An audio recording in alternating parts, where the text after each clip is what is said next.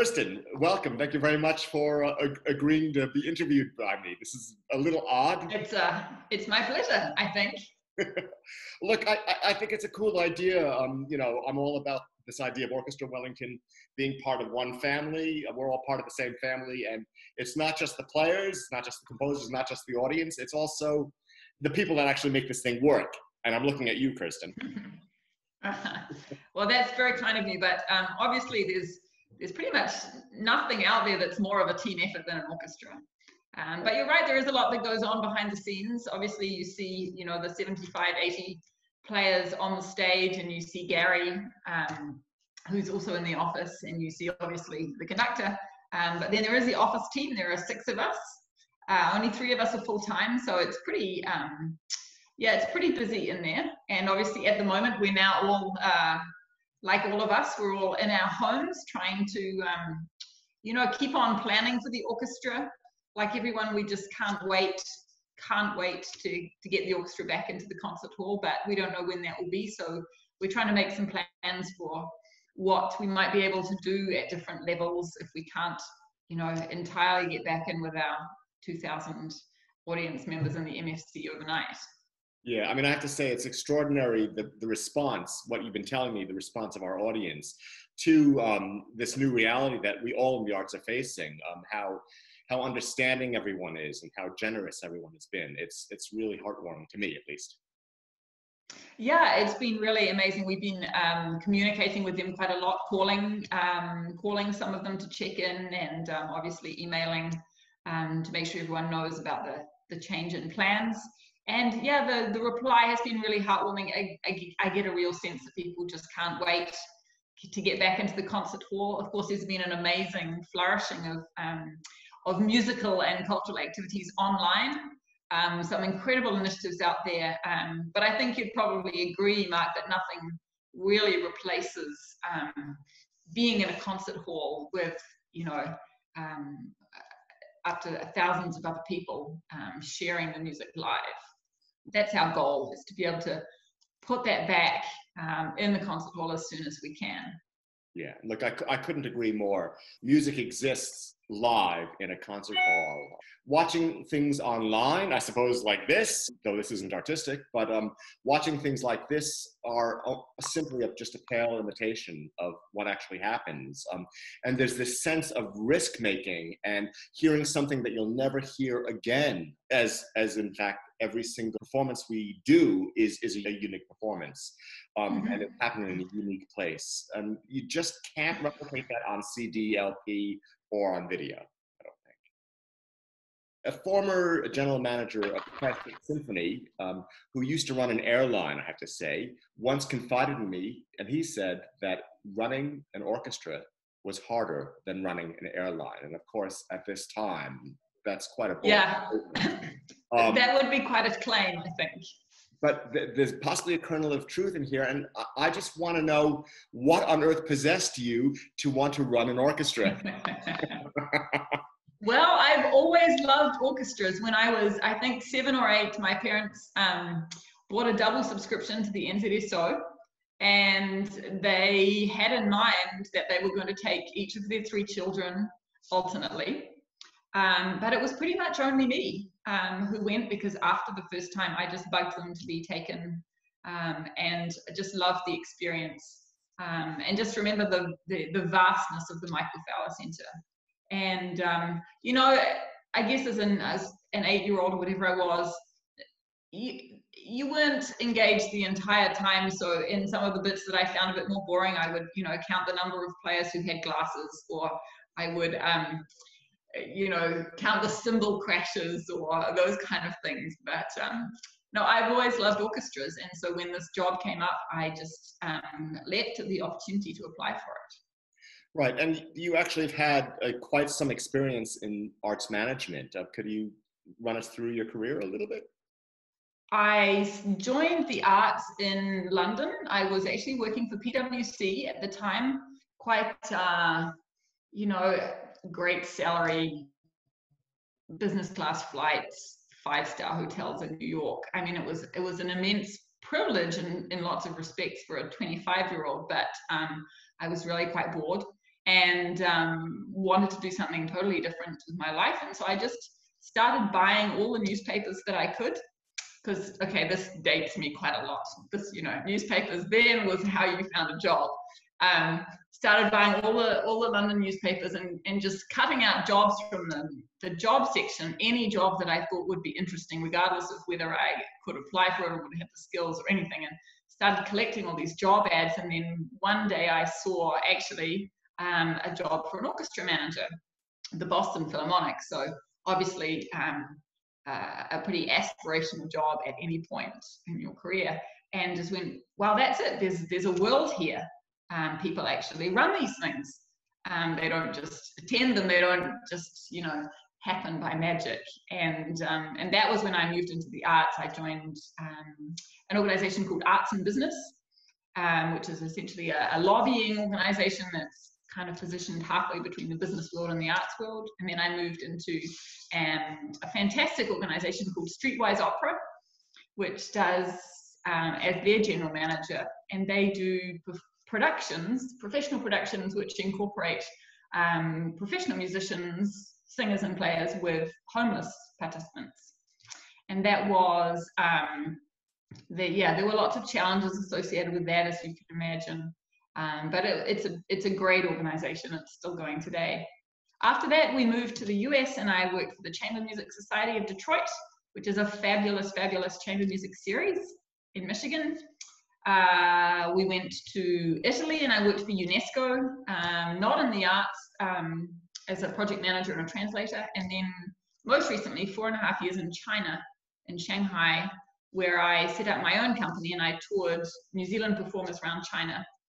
And I ran a small New Zealand music festival in Shanghai. And that was really, that's really what gave me, I think, the courage and the grit that you need to run an orchestra, I think. Because nothing compares to, you know, Shanghai is a turbulent place, and the performing arts world in China is quite a crazy place. And it's pretty hard as a foreigner to kind of work things out in China anyway, because lots of things are not obvious to you. But boy, that was particularly the case dealing in the performing arts. Well, that's extraordinary. And after Shanghai, you came back to New Zealand, I take it. Yes, I did. I had been away 18 years at that point. And I guess I'd probably, in some respects, thought, oh, well, I'm just not coming home. And then almost overnight woke up and went, it's time to come home. Of course, it being home for me, but not for the family that I'd acquired along the way. So Wellington is now home to all of us, but wasn't at the time for my French husband and my 2 daughters who were both born overseas. So yes, we came home in 2015, and I joined Chamber Music New Zealand, and I was their development manager for 9 months until this position with the orchestra came up, and now I've been here 4 years. Right. Well, I couldn't be happier about the appointment. Why, thank you.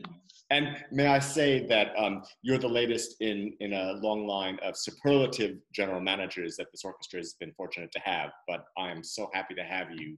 You really get the arts. You also understand business.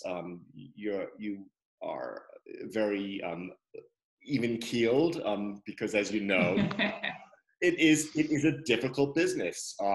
It's difficult to sometimes meet budgets. We're at the vagaries sometimes of not only pandemics, of course, but we might be at the vagary of a rugby match, heaven forbid, or even inclement weather, and that can keep people away. So in fact, one of the things about Orchestra Wellington that I think has totally changed the paradigm for us is our subscriber base. Now, we were building it before you had joined, but it's really skyrocketed since you've come on board. Do you want to talk a little bit about what we've been doing to increase them, or is it just kismet? Well, thank you, Marc, firstly. I think it's just about keeping it real and making everyone feel like they belong and that they're appreciated. So we do everything. I think we try to do everything from the big, which is you and the orchestra, you know, the great programming choices, through to the small, where we you can pre-buy an ice cream token before the concert starts, so that when interval comes, if you're a woman anyway, you don't have to go, ice cream bathroom, because in 20 minutes, usually you can't do both, right?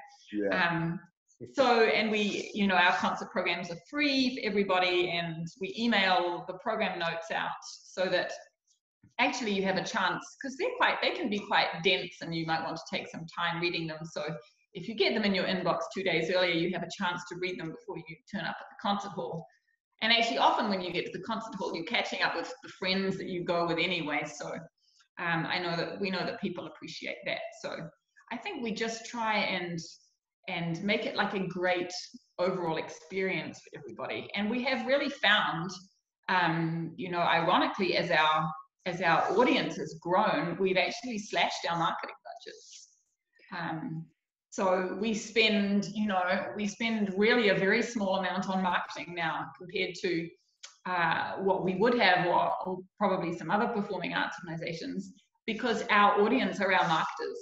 If they enjoy the experience, which they do, then they'll tell their friends, and their friends will come. And it really is that simple. Yeah, that's great. I think you've mentioned this idea of word of mouth being the holy grail of marketing. Mm-hmm. And thank goodness we appear to have achieved this. From my point of view, of course, it really ramps up the pressure in terms of making sure that every time we go on stage, we really deliver the goods, and number two, or B, our programming is always inventive, and also so something that appeals, but also something that's of interest to people as well, not just regurgitating the same music over and over. So I think the paradigm has shifted somewhat, and it's obviously thanks to you, it's thanks to the players, but mainly it's thanks to the audience, because they're really in their boots and all. They are, absolutely. And I guess one thing that most of our audience know, but other people might not, is that you have to buy the series blind. And I think actually that plays a big part in it. It's created a trust, and the audience trust us. So, if you trust the chef, you'll buy the taster menu instead of insisting on a la carte. And that's really the relationship that we've got now with our audience. They trust you, the chef, and they trust the players to deliver an artistically excellent performance every time. And then they will, I think once you have that relationship, they will forgive certain things along the way. They might sign up for the season, and then there'll be a work or two in there that they already don't like, but they'll come anyway, and they'll, hopefully enjoy it more than they thought they would. Or, one time we had the previous concert's programs delivered, so nobody had any programs. I think actually once you have that close relationship with an audience, and they trust you, and we're honest about all being human in this endeavor, that actually those kind of things, in a way, they just make us all closer. Yeah. I think this pandemic has been a great leveler in that regard. I've been watching on YouTube Stephen Colbert, the Late Show, and these late night hosts in these, hundreds of millions of dollars a year television shows are reduced to doing their programs sort of like what we're doing right now. Literally, their production values are not much better than what we're doing right here. This MacBook. And what's amazing to me is that I'm not really missing the production values, because it's the content. And I guess I didn't know where I was going with this, but here's a segue. What's great about what we do is the content. It's what the creators create, the composers. We're really celebrating a high art form. And I talk about this all the time, but I'm a broken record about it. That's just one part of the puzzle, of the triangle. We have the creator, we have the performers, that's the orchestra, but most importantly, the base is the audience, and they are the interpreters of what they hear. And I think, especially in this time, little things you know, we are just human. And can I say, this is why listening to music live is the deepest way one can experience music, because it's there, warts and all. Yeah, I think so. And I think there's something about a shared listening experience. There's something about sharing that experience with other people seated around you. And studies have shown that, you know, that it lifts moods, and it can, you know, it helps with social cohesion, all those things, in a way that everyone sitting in their own home listening to Spotify doesn't. Yeah. I'm no scientist, so I don't know what the, you know, what the deeper workings are of that, but there is definitely something about sharing an experience with other people, even if you don't know those people, you know, but you're sharing emotions with them, and you know that at the end when everybody's applauding.